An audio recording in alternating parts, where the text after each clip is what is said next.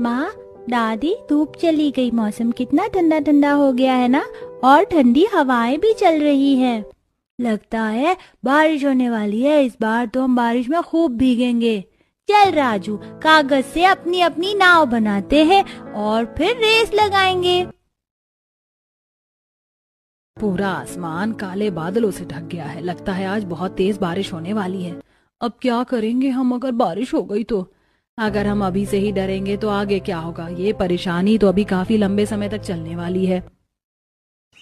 ठीक से बांधिए ना तिरपाल, उधर का कोना अभी ठीक से ढका नहीं है। सारा बारिश का पानी घर के अंदर आ जाएगा। मैं तो तिरपाल बड़ा ही लाया था, ये छोटा कैसे पड़ गया? अगर इस तरह ज्यादा खींच लूंगा तो दूसरी तरफ से निकल जाएगा। एक काम करो, तुम कोई पन्नी ले आओ, मैं वो यहाँ बांध देता हूँ। इस बार तिरपाल आप मजबूत लाए हैं ना? पिछली बार याद है ना कि कैसे जरा सी तेज हवा में ही हमारा तिरपाल उड़ गया था, जिससे घर का सारा सामान बारिश के पानी में भीगकर खराब हो गया। आसमान में काले बादल छा जाते हैं। गांव के हर एक परिवार में एक अजीब सी परेशानी का माहौल छा गया था। सभी लोग अपनी टूटी या बिन छत वाले घर को तिरपाल से ढकने में लगे हुए थे। थोड़ी देर में काफी तेज बारिश शुरू हो जाती है। बारिश का पानी तेज रफ्तार के साथ लोगों के घरों में आने लगता है। दीदी देखो ना, बारिश के पानी की वजह से सारा चूल्हा भीग गया, और तो और राशन भी गीला हो रहा है। अब क्या करें हम? पूनम जल्दी से राशन उठाओ और उस चारपाई के नीचे रख दे। मैं तब तक घर का बाकी का सामान भी इधर उधर करती हूँ। माँ, मैंने छत के नीचे बर्तन लगा दिया है। हे भगवान, ये बारिश तो रुकने का नाम ही नहीं ले रही है। बहू, घर के अंदर पानी तो भरता ही जा रहा है। माँ जी, आपकी तबीयत खराब है, आप इस तरफ आ जाइए। यहाँ थोड़ी छत है, इसके नीचे खड़ी हो जाइए। मैं तब तक घर से बाहर पानी निकालती हूँ। बारिश का मौसम किसे नहीं पसंद। बारिश शुरू होते ही लोगों के घरों में गर्मा गर्म पकौड़े बनने शुरू हो जाते हैं। बच्चे बारिश में भीग रहे होते हैं, तो वहीं कुछ लोगों के लिए बारिश प्यार लेकर आती है। लेकिन इस दुनिया में कई ऐसे लोग भी हैं जिनके लिए यह बारिश सिर्फ मायूसी, परेशानी और दुख लेकर आती है। जब बारिश के मौसम में हर कोई घरों में बैठकर आसमान से गिरती बारिश के नजारे देख रहे थे, तो वहीं कुछ लोग छत और घर में भरे पानी को बाहर निकाल रहे होते हैं। कमर दुख रही है, घर से पानी बाहर निकालते निकालते कोनों कोनों में जम गया है पानी जाकर तो। अरे कलावती, तुमने तो छत पर तिरपाल लगाई थी ना, तो तुम्हारे घर में पानी कैसे भर गया? अरे क्या बताऊं पूजा, मैंने तिरपाल तो लगाया था, लेकिन हवा का ऐसा झोंका आया कि सारा तिरपाल ही उड़ गया और घर में पानी पानी हो गया। क्या बताऊं, सारे बिस्तर भी गीले हो गए। अब सोएंगे कैसे कैसे? मेरे घर तो इससे भी बुरा हाल है। कल ही इतनी मुश्किल से राशन भरवाया था, सारा राशन गीला होकर खराब हो गया। न जाने क्यों ये मनहूस बारिश का मौसम आता है। मनहूस मौसम नहीं, मनहूस तो हम लोगों की किस्मत है। सच कहूँ पूजा बहन, अब इस बिना छत के गाँव में रहा नहीं जाता है। ठंड और गर्मी तो जैसे तैसे बर्दाश्त कर लेते हैं, लेकिन बारिश, इसका क्या करें? सरपंच जी, अब आप ही बताइए, हम बेचारे गांव वाले करे तो करे क्या? अगर बारिश नहीं होगी तो खेती कैसे करेंगे? अगर बारिश होती है तो सब कुछ बर्बाद कर देती है। अब हम बिना छत के घर वाले कैसे बचे इस बारिश से? अरे मैंने तो पिछले साल थोड़े बहुत पैसे जोड़कर घर की छत बनवाई थी। जरा सी बारिश के चलते छत से पानी चूने लग गया और देखते ही देखते सारी छत टूट गई। हमारे गांव में इतना रोजगार भी नहीं है कि सब अपनी पक्की पक्की छत बनवा सके।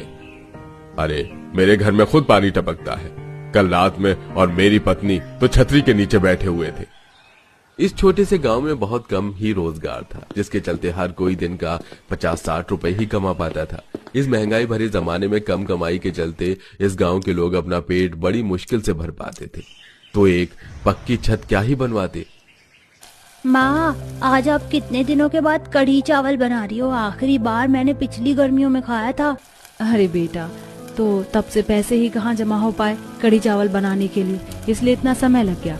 बस थोड़ी देर और, कढ़ी बनते ही सबसे पहले मैं अपने बच्चे को अपने हाथों से खिलाऊंगी कढ़ी चावल। अनीता चूल्हे पर अपने बेटे के लिए गर्मा गर्म कढ़ी चावल बना रही होती है। खाना बनते ही अनीता प्लेट में कढ़ी चावल डाल जैसे बबलू को पहला निवाला खिलाने के लिए हाथ उठाती है कि तभी बादल गरजने शुरू हो जाते हैं और आसमान से धमाधम बारिश गिरती है, जिसके चलते अनीता ने जो कढ़ी चावल बनाए थे वो सारे खराब हो जाते हैं। हे भगवान, तू हम गरीब से किस बात का बदला ले रहा है? इतने लंबे समय के बाद मैं अपने बेटे के लिए कुछ बना पाई थी, लेकिन वो भी तुझसे देखा नहीं गया। माँ, आप रो मत, आप मुझे अचार रोटी भी दे दोगी ना? मैं वो भी खुशी खुशी खा लूंगा। जहाँ एक तरफ बिना छत वाले गांव में इस बारिश ने किसी के मुंह से निवाला छीना था, तो वहीं किसी के घर की खुशियां। बहुत दर्द हो रहा है माँ जी। लगता है भाभी को जचकी का दर्द हो रहा है। अब क्या करें? हम इतनी बारिश में तो दाई माँ को भी बुलाने के लिए नहीं जा सकती। घर में भी बारिश का पानी भरता ही जा रहा है। छत पर पन्नी लगाई थी लेकिन वो भी उड़ गई। तेरी भाभी की जचकी करनी होगी बहू, संभाल अपने आप को, हम लोग हैं। सोनिका आंचल महिमा की जचकी करती हैं, लेकिन बारिश में नवजात बच्चे के भीगने की वजह से उस बच्चे की आंखें नहीं खुलती। थोड़ी देर बाद जब बारिश रुकती है तो सभी बच्चे को शहर के अस्पताल लेकर जाते हैं, जहां उन्हें पता चलता है कि बच्चे को निमोनिया हो गया है। कुछ ही देर में इस घर का चिराग हमेशा हमेशा के लिए बुझ जाता है। ऐसे ही कुछ दिन गुजरते हैं और एक मोहन नाम का आदमी अपनी पत्नी सुशीला के साथ इस गांव में आता है। माँ, कैसी हैं आप?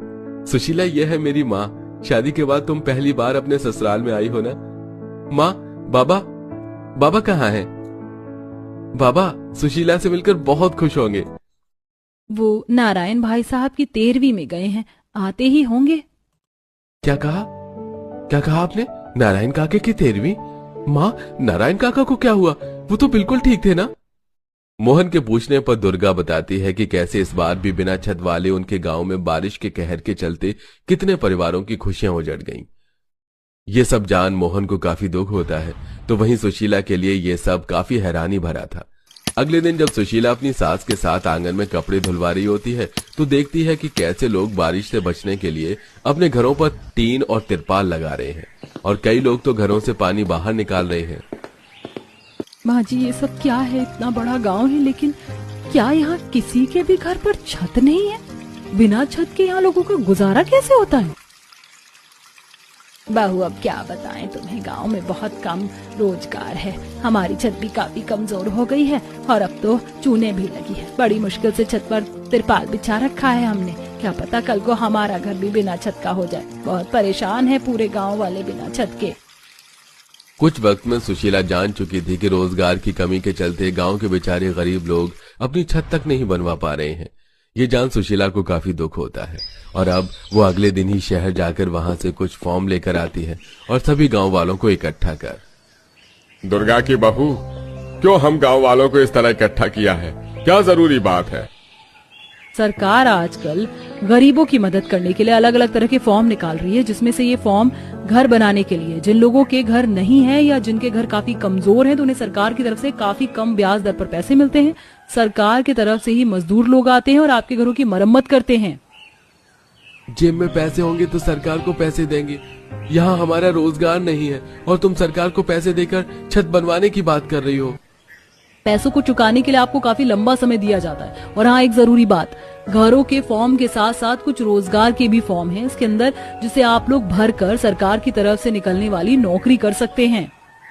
सुशीला की बात सुन गांव के कई सारे लोग घरों के लिए तो कई सारे दिया जाता है। और हाँ, एक जरूरी बात, घरों के फॉर्म के साथ साथ कुछ रोजगार के भी फॉर्म हैं इसके अंदर, जिसे आप लोग भरकर सरकार की तरफ से निकलने वाली नौकरी कर सकते हैं। सुशीला की बात सुन गांव के कई सारे लोग घरों के लिए तो कई सारे रोजगार के लिए फॉर्म भरते हैं। कुछ ही वक्त में सरकार की तरफ से मजदूर लोग आकर सबसे पहले लोगों की मजबूत छत बनाते हैं, तो वहीं कुछ वक्त में सभी लोगों को अब सरकार की तरफ से एक रोजगार भी मिलता है। सबकी छत बनने के बाद आज एक बार फिर मौसम खराब होता है। खराब मौसम को देख सभी के दिल में यही बात होती है कि कहीं दोबारा उनकी छत न टूट जाए, लेकिन इस बार ऐसा नहीं होता।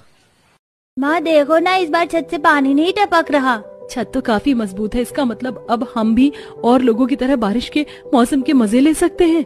अब ना ही हमारा बिस्तर भीगेगा और ना ही राशन चूल्हा और ना ही गांव में कोई बीमार होगा। इन सभी चीजों को देखते हुए सभी गांव वाले मिलकर सुशीला को काफी इज्जत देते हैं। मेरी बहू ने तो वो कर दिखाया जो इतने सालों से इस गांव में कोई नहीं कर पाया। अब से तुम दुर्गा की बहू नहीं बल्कि हम सब गांव वालों की बेटी हो। बिना छत वाले इस गांव में अब हर किसी के घर पर छत आ चुकी थी और अब हर बारिश के मौसम में गांव में कोई रोता नहीं, बल्कि सभी बारिश के मौसम में खुशियां मनाते हैं। और लोगों की तरह ये बारिश इन गांव वालों की जिंदगी में भी अब सिर्फ खुशियां ही लाती है।